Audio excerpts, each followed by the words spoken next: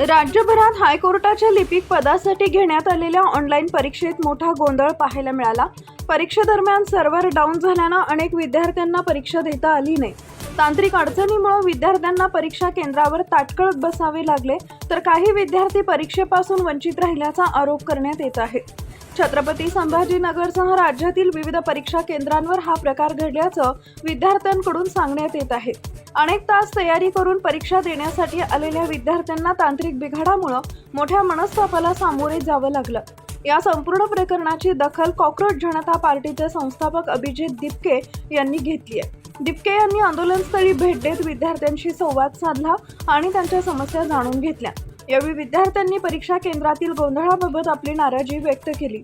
Server डाऊनमुळे परीक्षा देता आली नाही, त्यामुळे विद्यार्थ्यांचे नुकसान झालं असून संबंधित प्रशासनाने याची जबाबदारी स्वीकारून योग्य तोडगा काढावा अशी मागणी विद्यार्थ्यांनी केली।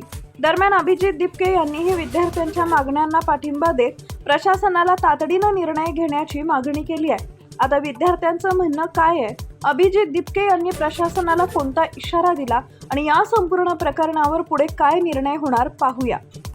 आंदोलनस्थळी नेमकं काय घडलं आणि विद्यार्थी व अभिजित दिपके यांचं म्हणणं काय आहे। हायकोर्टाची परीक्षा होती। इथं खूप दुरून मुलं मुली आलेले होते परीक्षेला। बीड, अंबेजोगाई, अमरावतीवरून आलेले होते आणि जेव्हा ते मुलं परीक्षेसाठी आले, परीक्षेला बसले, तर त्यांना माहिती झालं की इथं जे कम्प्युटर आहे ते कम्प्युटर नीट चांगले काम करत नाही, कोणाचे कीबोर्ड काम नाही करते, तो कोणाची स्क्रीन काम नाही करते आणि 10 मिनिटाच्या आत सगळेच विद्यार्थी लॉग आउट झाले। याचा अर्थ सर्व्हरही चांगलं काम करत नव्हतं आणि मी असं पहिल्यांदा बघतोय की सगळेच विद्यार्थ्यांना फेल करण्यात आले। तर हे विद्यार्थी फेल नाही झाले, सिस्टम फेल झाले, सरकार फेल झाले, विद्यार्थी फेल नाही झालेले। आणि इतक्या दुरून जेव्हा विद्यार्थी येत आहेत तर ह्या विद्यार्थ्यांना सांगतायत की तुम्हाला आकला नाही का परीक्षा कशी द्यायची। यांना आकला नव्हत्या का? मग आधी जर यांना माहिती आहे की ऑनलाईन परीक्षा होती तर यांना आकला नव्हत्या का चांगल्या कीबोर्ड आधीच लावायचे? यांना आकला नव्हत्या का की सर्व्हर बरोबर आधीच चांगले सर्व्हर करायचे? स्वतःला अक्कल नाही या सरकारला, आणि विद्यार्थ्यांची अक्कल काढतात जितकं दुरून गरीब घराचे परीक्षा द्यायला येत आहेत। तर आता मुलांची अशी मागणी आहे की एक तर री एक्झामिनेशन झाली पाहिजे, तर जोपर्यंत री एक्झामिनेशन होत नाही आणि तुर्तास झाली पाहिजे, ती नोटिफिकेशन लगेच आलं पाहिजे, कारण की दुरून विद्यार्थी आलेले आणि 2 शिफ्ट बाकी आहेत आणि जोपर्यंत बाहेर येऊन जे डिस्ट्रिक्ट कोर्टाचे जज आहे ते गॅरंटी देत नाही, नोटिफिकेशन देत नाही, लिखित मध्ये देत नाही, तोपर्यंत इथून कोणीच सरकणार नाही।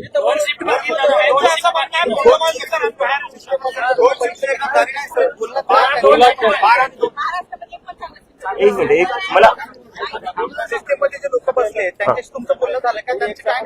त्यांना आता ते विद्यार्थी इतक्या वेळेस बोलायचा प्रयत्न करत होते, तर विद्यार्थ्यांची अक्कल काढली सिस्टम मध्ये बसलेल्या लोकांनी। यांच्या अकली जर एवढ्या जास्त आहेत तर मग यांनी आधी कम्प्युटर चांगले काय बसवले? हे कोण आहे विद्यार्थ्यांची अक्कल काढणारे?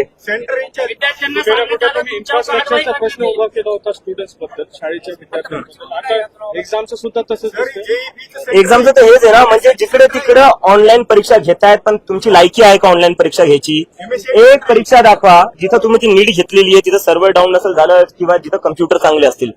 लायकी नाही तुमची ऑनलाईन परीक्षा घ्यायची, तर मग ऑनलाईन परीक्षा घेऊन विद्यार्थ्यांचं भविष्य कशाला तुम्ही खराब करतायत?